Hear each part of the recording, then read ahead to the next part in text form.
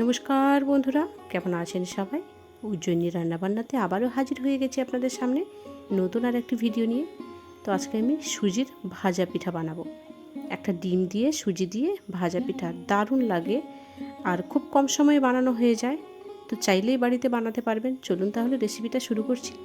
দেখুন, আমি এখানে প্রথমে একটা পাত্র নিয়েছি, তার মধ্যে এই চামচে 2 চামচ মেপে চিনি নিয়েছি। তো আমি এখানে চিনিটা গুঁড়ো করে নিইনি, আপনি চাইলে গুঁড়ো করেও নিতে পারেন, তাহলে খুব ইজিলি মিশে যায়।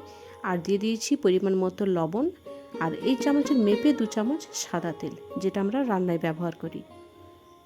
এবার দিয়ে দেব ডিম। এখানে আমি একটা গোটা ডিম নেব।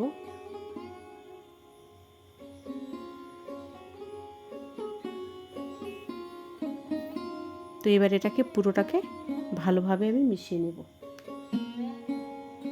খুব সুন্দরভাবে মিশিয়ে নিতে হবে যাতে চিনিটা একেবারেই গলে যায়।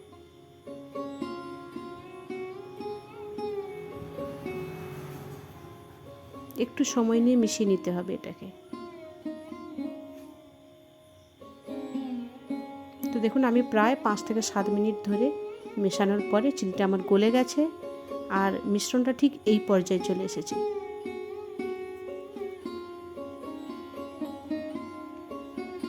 এবার আমি দিয়ে দিচ্ছি সুজি। এই রকম একটা ছোট বাটির হাফ বাটি সুজি দিচ্ছি, মানে এই বড় চামচের প্রায় 3 চামচ। আর দিচ্ছি 1 চামচ মতো ময়দা। দিয়ে দিচ্ছি বেকিং পাউডার।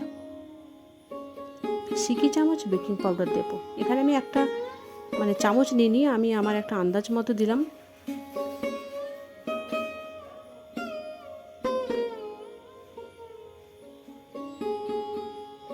মাপটা দেখতে পাচ্ছেন কীরকম, কতটা নিয়েছি।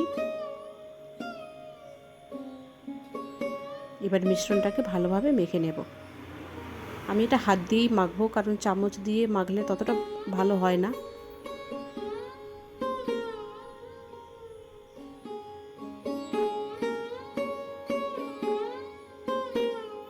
দেখুন কি সুন্দর একটা থকথকে ব্যাটার হয়েছে। এটা খুব পাতলা হবে না, আবার খুব ঘন হবে না, ঠিক এইরকমভাবে হবে। এবার এটাকে আমি রেস্টে রেখে দেব 10 থেকে 15 মিনিট।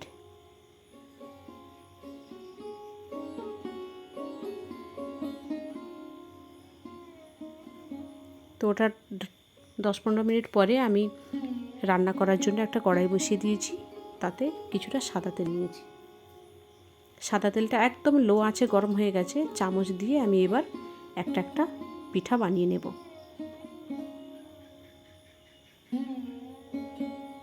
কি সুন্দর ফুলে উঠেছে দেখুন।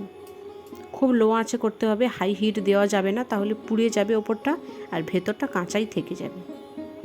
এটা খেতে এত সুস্বাদু হয় বন্ধুরা, একবার অন্তত বাড়িতে বানিয়ে দেখবেন, ভীষণই ভালো লাগে খেতে। বাচ্চা থেকে বড় সবাই পছন্দ করবে। বিকেলের নাস্তা হিসেবে কিংবা চায়ের সঙ্গে জাস্ট অসাধারণ। এরকম করে গোটা কয়েক আমি ভেজে নেব। দেখুন ভেজে নিয়েছি। এবার আমি আপনাদের একটা ভেঙে দেখাই কতটা নরম হয়েছে। দেখুন যেমন নরম হয়েছে আর সেরকম ভেঙেই যাচ্ছে একেবারে।